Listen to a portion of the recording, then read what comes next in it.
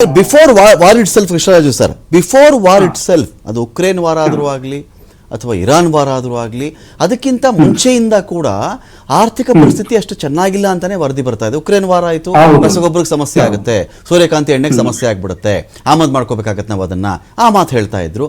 ಸರಿ, ರಸಗೊಬ್ಬರದಲ್ಲಿ ನಮ್ದು ಸ್ವಾವಲಂಬಿ ಆಗೋದು ಯಾವಾಗ? ಭಾರತ ನಮ್ದು ಮೊನೋಪಲಿ ಬೆಳೆಸ್ಕೊಳ್ಳೋದು ಯಾವಾಗ? ಈ ಪ್ರಶ್ನೆ ನಾವು ಕೇಳಬಾರ್ದಾ? ಅಥವಾ ವಿರೋಧ ಪಕ್ಷಗಳು ಕೇಳ್ತಿರೋದು ಪೂರ್ತಿ ರಾಜಕೀಯ ವೈಷಮ್ಯದಿಂದ ಕೇಳ್ತಾ ಇದ್ದಾರೆ ಅವರು. ಡಾಲರ್ ಎದುರುಗಡೆ ರೂಪಾಯಿ ಒಮ್ಮೆಯೂ ಬಲಿಷ್ಠವಾಗ್ಲಿಲ್ವಲ್ಲ, ಒಮ್ಮೆಯೂ ಬಲಿಷ್ಠವಾಗಿ, ಸಾಲಕ್ಕೆ ಸಾಲ, ರುಪಿ ಬೀಳ್ತಾ ಇರೋದು ರುಪಿ ಬೀಳ್ತಾ ಇದೆ. ಇದ್ರ ಮಧ್ಯೆ ನಾವು ಎಕಾನಮಿಯಲ್ಲಿ ಆರ್ಥಿಕತೆಯಲ್ಲಿ 4ನೇ ಸ್ಥಾನಕ್ಕೆ ಹೋಗಿದ್ದೀವಿ. ಇದರಲ್ಲಿ ಯಾವುದು ನಿಜ ಸರ್? ಎಕಾನಮಿಯಲ್ಲಿ 4ನೇ ಸ್ಥಾನಕ್ಕೆ ನಾವು ಹೋಗ್ತಿರೋದು ನಿಜಾನ? ಡಾಲರ್ ಎದುರುಗಡೆ ನಾವು ಬೀಳ್ತಿರೋದು ನಿಜಾನ? ಸಾಲ ನಮ್ಗೆ ಜಾಸ್ತಿ ಆಗಿರೋದು ನಿಜಾನ? ಈಗ ನೀವು ವಿದೇಶಕ್ಕೆ ಹೋಗಬೇಡಿ, ಪ್ರವಾಸಕ್ಕೆ ಹೋಗಬೇಡಿ, ಚಿನ್ನ ಖರೀದಿ ಮಾಡಬೇಡಿ, ಅಲ್ಲಿ ತಮಿಳ್ನಾಡಲ್ಲಿ ನೋಡಿದ್ರೆ 8 ಗ್ರಾಮ್ ಚಿನ್ನ ಕೊಡ್ತೀನಿ ಅಂತ ವಿಜಯ್ ಹೇಳೋದು, ನೂತನ ಮುಖ್ಯಮಂತ್ರಿ ಮದುವೆ ಆಗೋರಿಗೆ. ಇಲ್ಲಿ ಚಿನ್ನ ಖರೀದಿ ಮಾಡಬೇಡಿ, ನಮ್ಮದು ಇರ್ತಕ್ಕಂಥ ನಮ್ಮ ಮೀಸಲು ಕರಗ್ಬಿಡುತ್ತೆ, ಅದರಲ್ಲಿ ಡಾಲರ್ನ ಖರೀದಿ ಮಾಡೋಕ್ಕೆ ಶುರು ಮಾಡ್ತಾರೆ, ಎಲ್ಲರೂ ಚಿನ್ನಕ್ಕೆ ಮುಗಿ ಬಿದ್ದುಬಿಟ್ಟಾಗ ಡಾಲರ್ಗೆ ಮತ್ತೆ ವ್ಯಾಲ್ಯೂ ಜಾಸ್ತಿ ಆಗಿಬಿಡುತ್ತೆ. ಈ ಥಿಯರಿಗಳಿದೆಯಲ್ಲ ಸರ್, ಹಾಗಾದರೆ ನಾವು ಎಲ್ಲಿ ವೇರ್ ಆರ್ ವಿ ಅನ್ನೋದೊಂದು ಕ್ವಶನ್ ಇಲ್ವಾ ಸರ್ ಇಲ್ಲಿ? ನಾನು ಇತ್ತೀಚೆಗೆ S Mahendra Dev chief economic adviser to ಇವರು ಪ್ರೈಮ್ ಮಿನಿಸ್ಟರ್ ಒಂದು ಪೋಸ್ಟ್ ಹಾಕಿದ್ರು ಲಿಂಕ್ಡ್ಇನ್ ಅಲ್ಲಿ.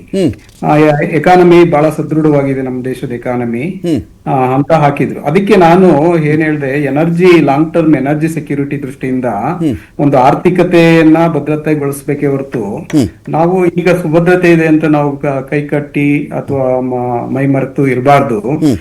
ಆಲ್ಟರ್ನೇಟಿವ್ ಸೋರ್ಸಸ್ ಆಫ್ ಎನರ್ಜಿ ಮತ್ತೆ ಎನರ್ಜಿ ಸೆಕ್ಯೂರಿಟಿ ದೃಷ್ಟಿಯಿಂದ ಏನ್ ಕ್ರಮ ಆಗಿದೆ ಭಾರತ ಸರ್ಕಾರದಲ್ಲಿ ಅದನ್ನ ಹೇಳ್ಬೇಕಾಗುತ್ತೆ ನಾವು ಅಂತ ನಾನು ಲಿಂಕ್ಡ್ಇನ್ ಅಲ್ಲಿ ನಾನು ಬರ್ದಿದ್ದೀನಿ.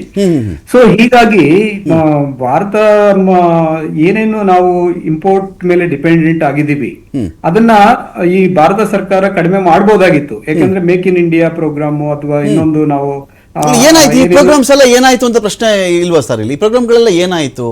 ನಮ್ಮ ಆರ್ಥಿಕತೆ ಸದೃಢ ಮಾಡಬೇಕಾಗಿತ್ತು, ರುಪಿ ಸದೃಢ ಆಗ್ಬೇಕಾಗಿತ್ತು, ನಾವು ನಿಜವಾಗಿಯೂ ನಾವು ಬಲಿಷ್ಠ ಆಗಬೇಕಾಗಿತ್ತು. ಎಂಥದೇ ಪರಿಸ್ಥಿತಿ ಬಂದಾಗಲೂ ಕೂಡ ನಾವು ಗಟ್ಟಿಯಾಗಿದ್ದೀವಿ, ಆ ಮೆಸೇಜ್ ಬರಬೇಕಾಗಿತ್ತಲ್ಲ ಸರ್. ಈ ವಿನಂತಿಗಳು ಈ ಥರ ಮಾಡಬೇಡಿ, ಈಗ ರಸಗೊಬ್ಬರ 50% ಕಡಿಮೆ ಮಾಡಬೇಡಿ ಅಂತ ಹೇಳಿದ್ದಾರೆ.